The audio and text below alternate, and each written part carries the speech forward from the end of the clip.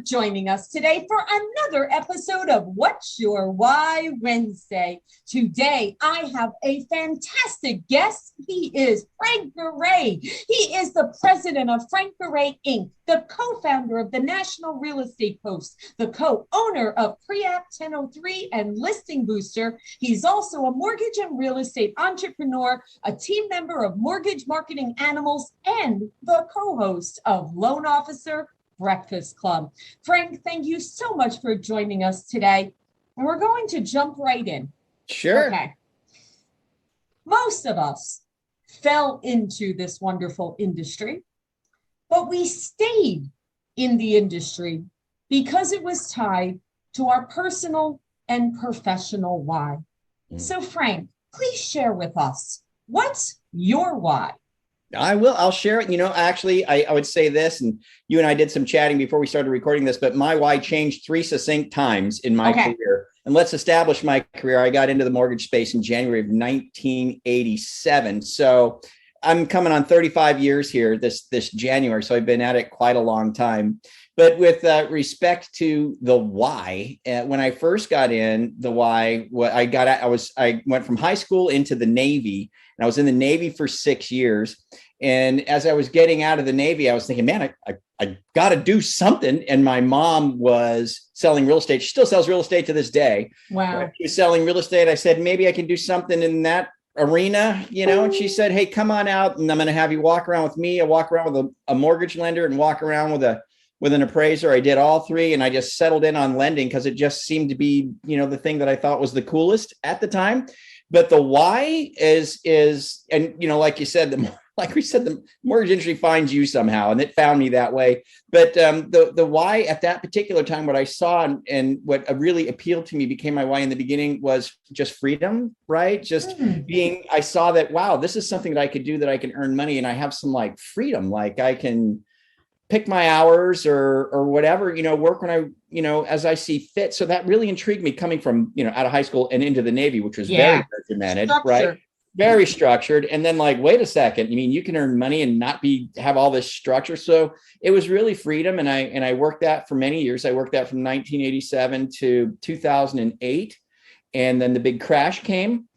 Then my why changed, Laura, and it changed to influence. I was blessed to, through the crash, me and Brian Stevens kind of emerged out of that and became this thing that was this big national, show, for lack of a better word, that everybody was watching. And we grew, our audience grew tremendously in a period of about 2 or 3 years. And my why at that point it was very much influence, because I realized I had influence. And I was blessed to get it. It was a blessing, and I had influence, and that was my why. How can I help influence the industry? And I know we were part of influencing a lot of things in the industry, and Brian still is today. He still does the National Real Estate Post today.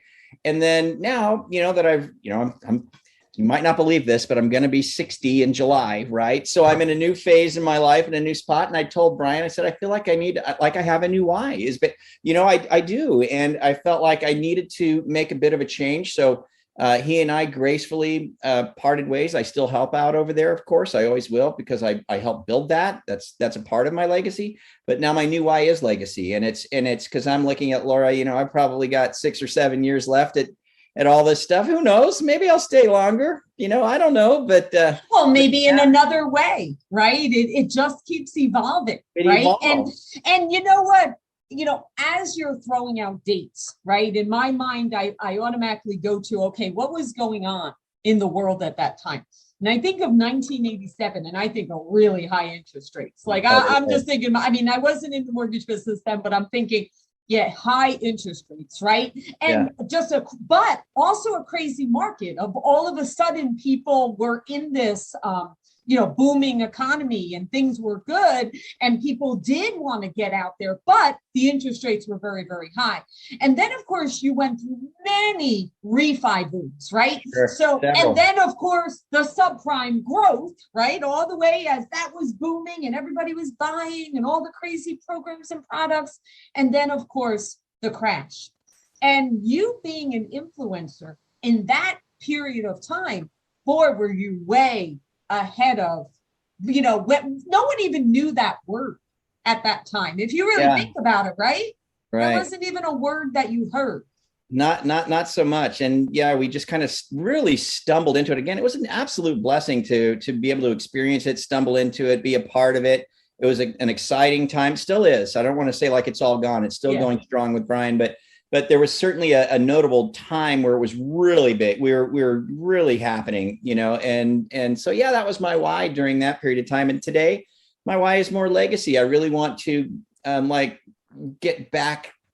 I want to get back. I feel like I've been in the cloud for 15 years, right? I've been on video blogs and I've been on social media and I've been in the cloud. I've been this virtual cloud-based guy, and I really want, for the last part of my why, I really want to be more in touch on the ground level with the originators and let's actually speak about that. You were mentioning to me that you really enjoy this Loan Officer Breakfast Club. So tell us, why do you enjoy that? Like, what do you get out of that from the perspective of working with them? Gosh, so much, because to simplify, Loan Officer Breakfast Club is a daily, live, fully interactive coaching Zoom call. Okay. It's Monday through Thursday and it's free, right? It's free to everybody. And so we get hundreds and hundreds of people on this thing every Monday through Thursday. And of course we revolve around the Marketing Animals marketing plan and the daily success plan, that type of thing. But what do I get out of it? So much, because it's a live Zoom call. So it's not a webinar. It's not one way. It's, it's like this, and anybody can unmute their mic and say what they're thinking or ask a question or provide some feedback or whatever. And so the conversations, Laura, they flow in so many awesome directions. And it's so cool. At the end of every breakfast club, everybody walks out of there going, dang, that was pretty cool. I picked up something on that. I could really use that. And so they've said, I've learned so much from these originators, because we have, every level. We've got the guys that are doing 600-700 deals a year, been in the business for 20 years. We got those guys, and we got the brand new guys. We got a guy named Mitchell Tucker. He's currently in the Air Force, and he's been 2 years, but he's getting into the mortgage industry now. So when he gets out in 2 years, he's already a superstar. How smart. So smart, right? Yeah. And we're watching him, go from, we're literally the ones coaching him along from his fledgling little, I'm just getting started. He's already got loans going. And it's just, you get so much satisfaction out of that. I know you do too. When you can help new people in the business and young people in the business kind of get in and get going and get some success. There's not a lot. And I will tell you, I don't know if it's, I don't know what changed, but I know when I first started out in this industry, it was tough to get people to share what was working, what wasn't working, what technology should you use, or where should you go, or who should you ask. And I know I love the fact that in 2021, at this point in our industry, I don't really feel like people are that closed up where they don't share now. I think they want to be on the Zoom calls and they want to listen in to hear what someone is struggling with, and then what the recommendations are, so they can learn, so that they can know, maybe you should go and get this type of device, to manage, or maybe you should, whatever it is. I think we're in a great time, because I think people, I love to say we're in an abundant mindset. Instead of this, I can't share because then maybe that person's going to do better than me. So what have you seen with that? Oh gosh, it's endless. It's incredible. The biggest thing that I picked up from that is, and I wish Breakfast Club was around when I was growing up in the industry so bad, because what I really learned is, and I'm learning from Breakfast Club, is how to properly structure a team so that as an originator, you can really focus on doing the things that you really love to do in the industry, the things you're good at and the things that generate the most business in.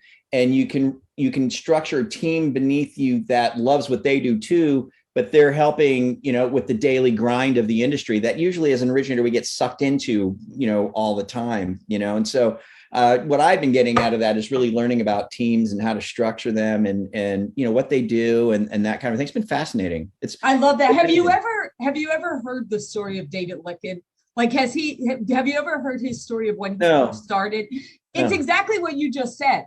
So he's been in the industry forever, right? And he shares the story that he was a phenomenal originator, meaning he could go out and he could write apps, but he was terrible at the other stuff. Yeah. He was terrible at the details on the 1003 and the minutia. And luckily, he had a phenomenal leader that said, okay, you're going to just focus on this. You keep doing this part, and I'll build a team that will take care of. Now, at that time in our industry, that wasn't common. No, that was not common at all. But he gave credit that he had a leader that realized that he could be an exceptional originator and he could generate business, but he just wasn't good at the other stuff. Right. And there is no issue with that. All of that is just fine. No, it's great. This is one of the things I always say on Breakfast Club, and I've said it many times in my career, is the mortgage industry is like such a unique industry because it's probably one of the only industries that you can actually build your own business inside of someone else's business. Yes. You know what I mean? So I go work for a mortgage broker or something like that. I get to like build my own. Yeah. It's almost like I'm building my own company inside of someone else's company. It doesn't matter if you're a banker, broker. It's a very unique industry where you can do that. And so building teams, building your own team within a company, it's really cool. And it's been really neat to learn about it and see these guys that are doing it at a high level. I'm just like, oh my gosh, you're so smart. You know, I wish I was that smart when I was, originating, No, that's awesome. That's awesome. All right. So my next question, this is my most favorite one to ask. I want to know, at what point, give me a story, give me some memory of where you kind of sat back and said, wow, I have made a monumental impact in the lives of others. Whether it was a particular borrower family you helped, whether it was a group of loan officers, whether it was a particular part of the industry.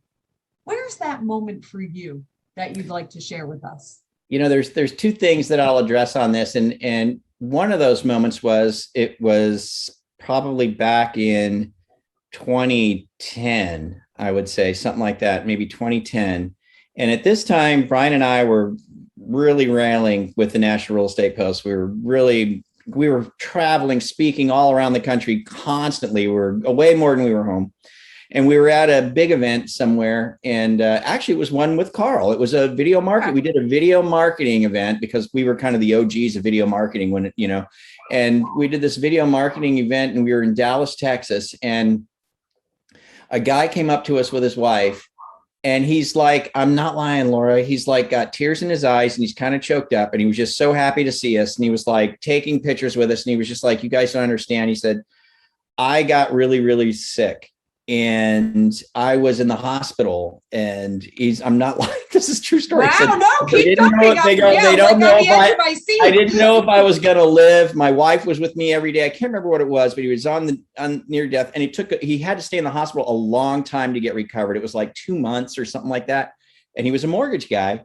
And he said, but me and my wife would watch you and Brian every single morning. And I tell you what, you kept me motivated and kept me inspired and kept me going. And when I finally got out, I was so excited to get back into the business and get things going. And I couldn't wait to get to this meeting just to see you guys and shake your hand and tell you thank you for everything that you do. And we were like, oh, I'm actually getting a little worked up right now. Oh my God, it was just so emotional. It was like really emotional, and I was like, wow, I had no idea we were making that type of impact on people. And through the years of doing this, Laura, especially with the National Real Estate Post, so many times people have just said, man, you've changed my life. You've done great things for my life and what's going on. And the other thing that I think was the most impactful thing for me in my career, right? It's a pretty long career at this point. And, of course, when we do mortgages and we're helping people get into homes and first-time home buyers, all those stories are wonderful, right? There's so many things that we love and appreciate as originators, where we've helped people. We know those are really great stories. But I tell you, one of the in thinking about this, I think the thing that I get a lot of satisfaction out of, or I'm really proud of, is that, when you do well in the mortgage industry, you start to create a little wealth and some business. And then when you get to the point where the blessing of that wealth can spill over, and you can start to hire people and, train new originators, or even more so, just the administrative people that I've hired over the years that, Laura, we've taken people I'm not lying, out of Chick-fil-A. One of my best employees ever, she still works for Brian, but oh no, she actually works for us at Listing Booster too. But she, she's been with us for many years, maybe 7 or 8 years, something like that. We literally took her as a young kid, not too far out of high school, out of Chick-fil-A, and brought her in. And Frank, now she's a professional, I mean, think about that impact, because it's not just her. You have changed the generational cycle within her family. Correct. Like, that's the power and the impact. And you're correct, right? Every family that we help, we're making a difference. So yes, that's one part of what we do in the mortgage industry. But I love that you brought up the fact of the positive effect that we have on all the team members that work with us. And those, it will forever change them and their families. It does. You when you get to the point where you've got that blessing of revenue that spills over, and then now you're like providing not only for your family, but you're literally providing for other families, and they love being there, and it's changed their lives. I mean, we took guys out of Best Buy, right? This is interesting. So a couple guys come out of Best Buy, came over to us, and these guys are right out of high school, right? They come over to us, they start learning the industry, and then we plug them in. Well, you got to learn Salesforce, because we worked in Salesforce. You got to learn Salesforce. And so we send them off to get trained, and they'd come back and they became really good at Salesforce. And then eventually they go, well, I can kind of make a lot of money as a Salesforce independent contractor if I bugged out of here, just so you know. And I feeling really bad about, telling you this. Like, we're like, no, do it, man, do it. I took you out of Best Buy. You hung with me for 3 or 4 years. Now you can go off and actually be an independent contractor and help other companies handle their sales force. Congratulations. That's a big life change for somebody. It is. And it's those stories it's the employees that have been, they're the ones that just resonate closest to my heart, at least right now, as far as changing lives and impacting people in this, and that's what this industry afforded me to do, impact those lives, many of them. Absolutely. I love that. So final question, and you touched on this a little bit. So you're in your final section of why, from what you're saying, within the mortgage industry, and you're thinking about that legacy. So tell me, what do you want that legacy to be? When you're sitting, I don't know, on a beach, on a porch somewhere, walking through some beautiful area, what do you want people to remember most, and to have what kind of leftover impact? I just want anyone that I was able to influence in any way, shape, or form in this industry to have just a very positive memory of me. And if I was able to help them in any way, shape, or form, at all, I hope that they just think fondly of that's all. I want my legacy, my last why, and my legacy in this industry to be one where I made a difference, right? Which I feel like I've done. But in the final stage here, I want to continue to make a difference, but I want to make that difference in my final legacy to be one where I was really making a difference one-on-one with people, not so much talking to a gajillion people the way it's been for me for the past 15 years, but where it's more like I'm talking to individual people now, and I'm really helping at that level. And that's what I want to. I don't know if that answers the question. It does. And obviously it resonates very well with me, because I'm in that same stage of, how do you want to be remembered, and what's that lasting impact that we've had? Yeah. And I agree with you. Although, yes, we've impacted in a big way, right? But it's that one-on-one level that it goes deep, right? Yeah. It goes deep. And I also love that you said that the positive thought, right? It's interesting. I mean, there's a speech that I've written. One time I said, and I spoke about, I used to apologize to people when I said what industry I was in, because when I came into this industry at certain times, people really did not like our industry. And I almost had to apologize. I was Sorry. like, I'm not like that. That's not me. Yes, it's my industry, but I'm sorry, right?